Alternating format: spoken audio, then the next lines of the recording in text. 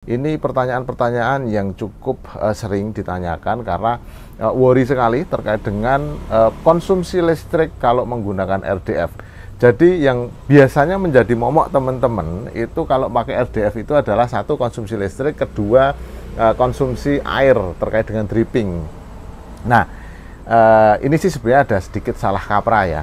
Kalau menggunakan listriknya, kalau menggunakan RDF itu nanti listriknya jadi boros lah segala macam. Nah, perlu saya sampaikan bahwasanya listrik terbesar yang dikonsumsi oleh engine-nya kolam koi itu adalah pompanya teman-teman tuh, pompa teman-teman sama aerator, karena dia akan nyala 24 jam. Jadi kalau RDF itu memang konsumsi wattnya itu besar, artinya kita kalau pakai RDF harus punya spare watt besar gitu ya, sekitar 1000-an lah ya kalau untuk yang KC15 atau KC30 ini gitu. Tapi dia nggak akan dipakai 24 jam karena RDF itu putaran drumnya nggak terus-terusan 24 jam muter, itu enggak. Ada interval tertentu, kalau misalnya skrinnya mampet atau kotor dia baru mutar drumnya, jadi baru di-trigger oleh sensor untuk mutar. Bisa jadi per 5 menit sekali, per 20 menit sekali, bahkan ada juga per 30 menit sekali. Jadi RDF itu kerjanya dia pakai 2 trigger, 1 sensor, keduanya adalah timer gitu ya. Nah, jadi saya mau coba menjawab itu ya. Jadi kalau pakai RDF itu komparasinya adalah biaya maintenance bisa bulanan atau ada yang mingguan ya, nge-back wash itu. Jadi konsumsi listriknya RDF itu versus dengan biaya strongman atau biaya pon boy-nya kita untuk bersihin chamber itu. Karena kan kalau kolom-kolom konvensional itu bersihnya manual, itu aja bedanya. Jadi ongkos orang kita untuk bersihin atau kita sendiri ongkos pijet ya, pinggang, sakit pinggang seringkali kalau untuk bersihin kolam-kolam konvensional gitu. Karena memang belakang ini banyak sekali.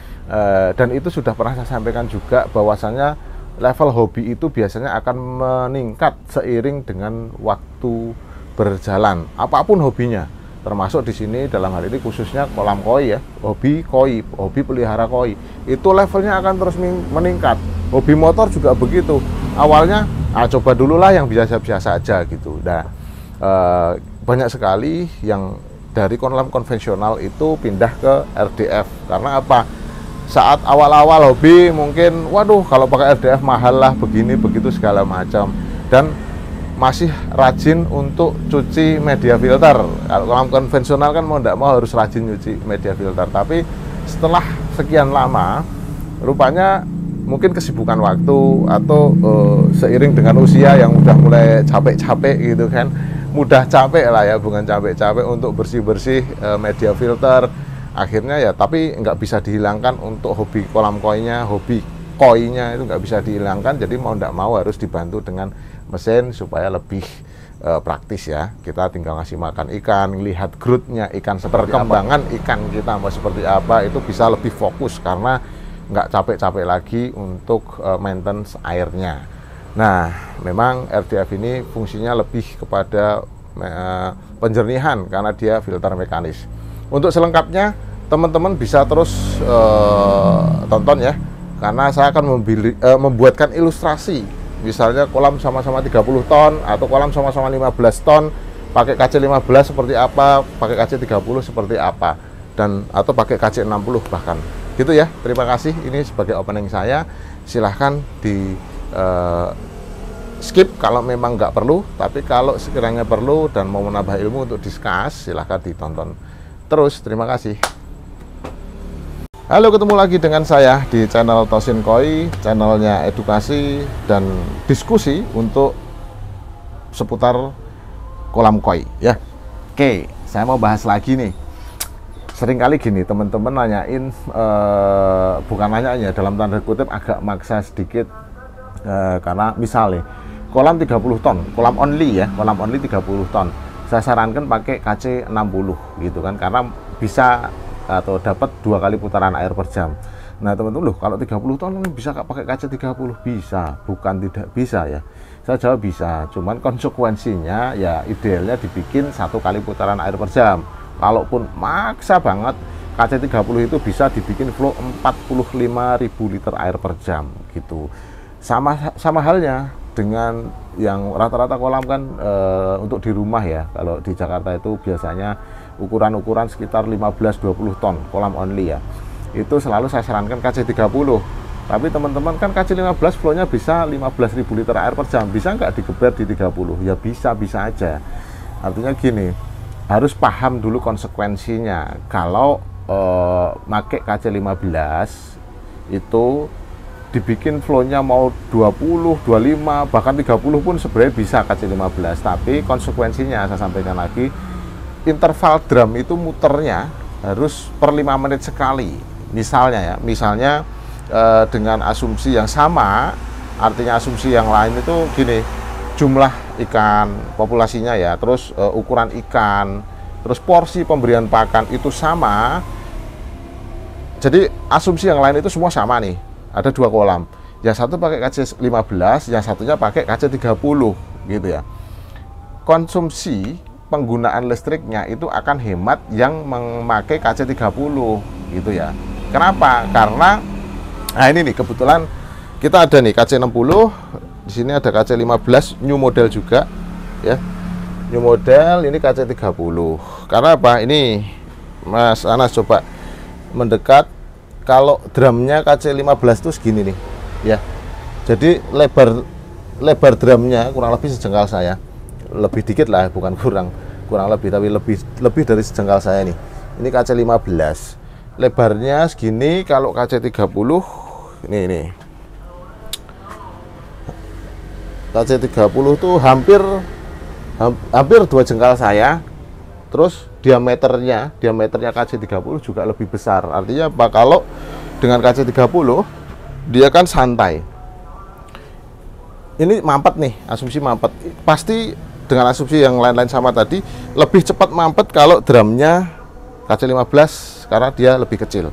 Jadi konsekuensinya apa? Harus diputar misalnya per 5 menit dengan durasi putaran per 15 detik misalnya gitu. Nah, oke, dengan jumlah populasi, ukuran ikan, dan konsumsi pakan yang sama tadi, kolam yang B itu menggunakan KC30. Itu bisa per 15 menit sekali dengan durasi semprotan sprayernya itu loh. Itu misalnya 9 detik atau 15 detik, sama gitu. Jadi intervalnya yang akan berbeda, otomatis konsumsi listriknya akan lebih boros pakai yang FDF kecil. Karena apa? Motornya FDF nih di sini nih. Perlu saya sampaikan juga, ini nggak kelihatan ya di sini. Oh, ini bisa dibuka ya. Nah, ini bisa dibuka. Ini motornya FDF. Untuk KC15 dengan KC30 itu sama. Artinya konsumsi wattnya sama. Ini motor, terus ini yang new modelnya yang memang gini, dibukanya enak banget motornya. Jadi kalau ada trouble tentang motor nggak repot, tinggal diangkat gini aja dah buka nih. Ini sama nih, kalau tidak salah 1,5 ampere ya. Kalau tidak salah 1,5 ampere nih motornya. Ini gelap ya, terus nggak apa-apa lah. Teman-teman udah sering lihat. Terus kebutuhan listrik untuk panel juga sama. KC30 dan KC30 dan KC15 itu konsumsi besaran wattnya itu sama. Yang membedakan konsumsinya gimana ya tergantung tadi mau interval putarannya di berapa, terus durasi putarannya berapa. Jadi wattnya sama, tapi kalau penggunaannya dia lebih berat, otomatis kan konsumsi listriknya akan lebih banyak gitu ya. Jadi apalagi kalau mau pakai KC60, wow, lebih hemat lagi listriknya. Cuman KC60 yang baru ini motornya udah lebih gede. Dia sekarang diperbarui menjadi 2,4 ampere gitu ya. Nah, akan santai banget. Drumnya segede ini nih. Berapa jengkal saya itu? Aduh, 1, 2, hampir 3 jengkal saya tuh. Hampir 3 jengkal saya. Artinya apa? Kalau misalnya tadi dibikin flow-nya 30.000 liter air per jam, saya pernah masang tuh. Bahkan, pakai KC60 ya. Flow-nya itu saya bikin 60.000 liter air per jam aja, karena ikannya dikit juga kebetulan, nggak terlalu banyak, nggak dipuspakan. Per setengah jam, per 30 menit dia baru muter. Artinya apa? Listriknya kan hemat banget gitu.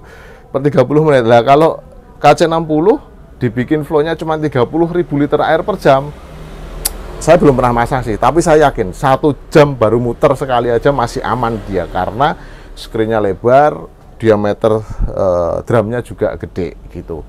Bukan berarti berlebihan, tapi memang kalau mau hasil yang optimal ya semakin gede RDF-nya akan semakin nyaman, dia kerjanya santai banget gitu. Itu dulu.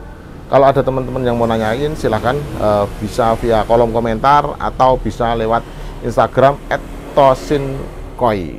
Terima kasih, selamat sore.